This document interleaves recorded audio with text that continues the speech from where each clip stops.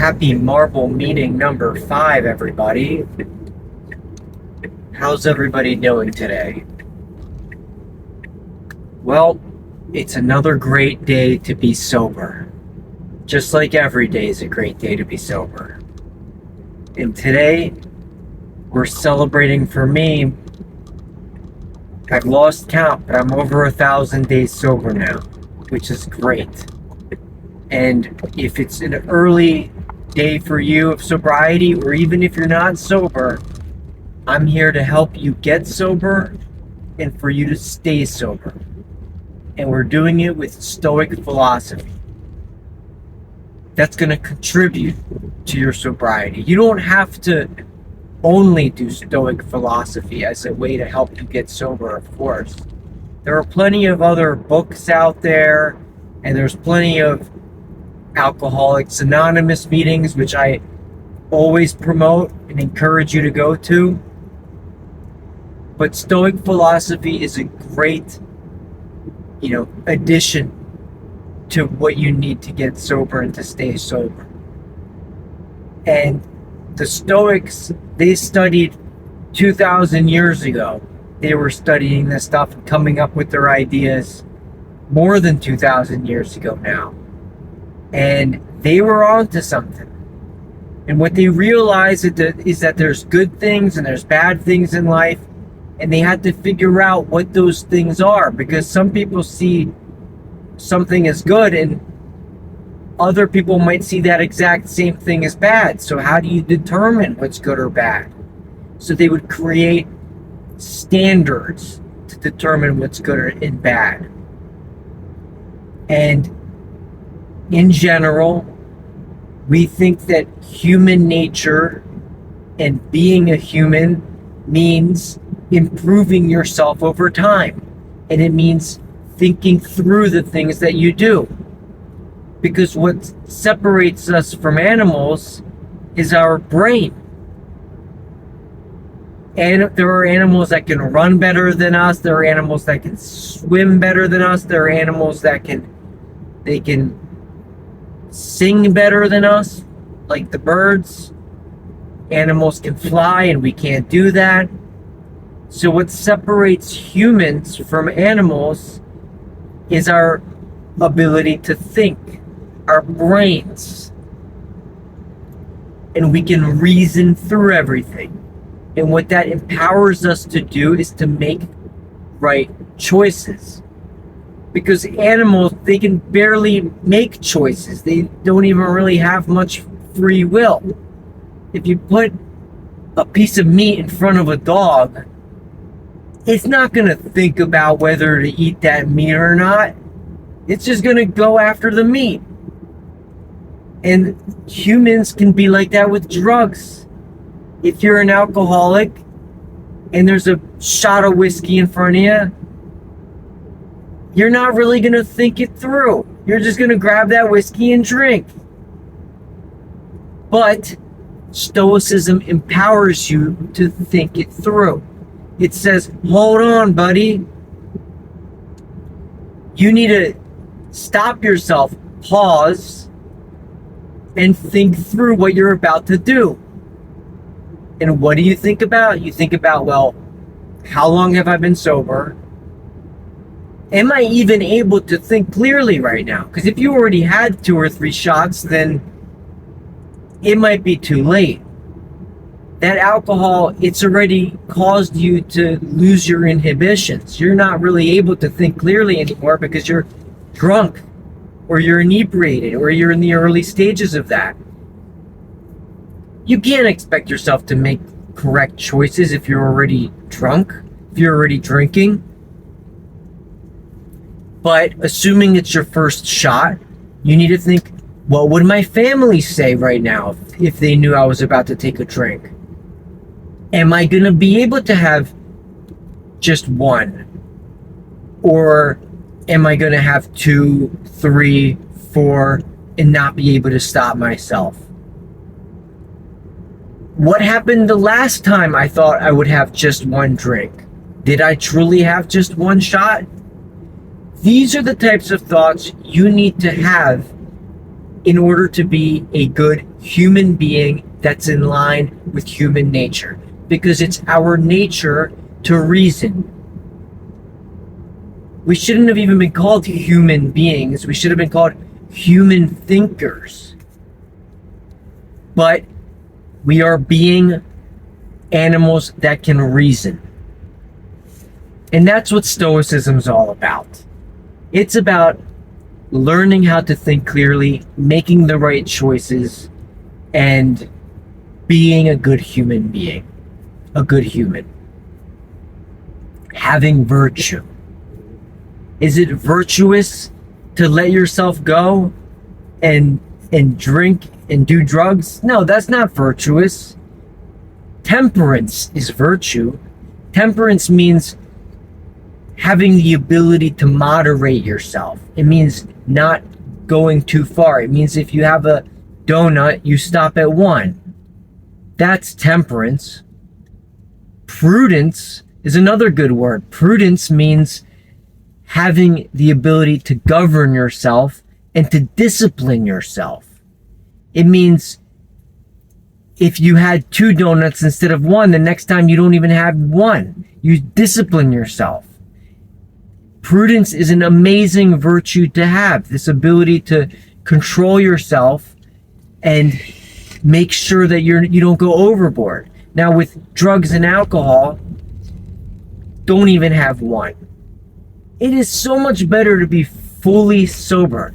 I spoke to a friend today, a good friend from rehab, and I went to rehab with him in 2019, 7 years ago.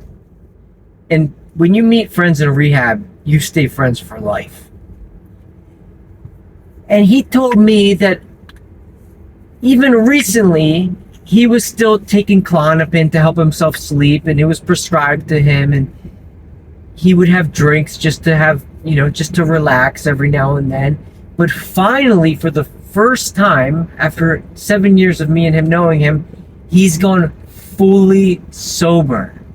No drinks, no sleep medicine, nothing. Just full sobriety. And he feels so much better. And he landed a much better job. He's making more money than he ever thought. He's more successful than he ever thought. He's more comfortable than he's ever thought. He's got his priorities straight. He's happier than he's ever been. And that's what full sobriety brings. It brings not only a clear mind, but it brings happiness and it brings health. And so, screw the California sober people and in California sober living and the drinks every now and then or the smoking weed every now and then. A life of sobriety, it's the best way to go. And it's what the best people do. And it's the cool thing to do. It ain't cool drinking and drugging, even in moderation, if that's what everybody does. The world has gone full circle. The cool thing to do now is to be straight edge. And I know it sounds nerdy to say that, but it's the honest truth. I know because I've been to the darkest areas of the world, of life. I've experienced those things. I've done those things. And after doing all that, I've realized the cool thing to do is to be straight edge now. And you're gonna lap everybody in life who's not doing that. So I hope that we can all encourage people to live soberly, not only the addicts, but even the people that have their life together and that have temperance in their use. Why would you want to poison yourself? Alcohol doesn't even taste good. It tastes like crap. It's like drinking gasoline. Even beer, which I used to like a cold beer on the beach, like a Corona with a lime. It doesn't even taste good. This tastes so much better. By the way, this is the best soda in my opinion. Subjectively, that is the best. Coke Zero. Tastes way better than Diet Coke, and it's way healthier than regular Coke.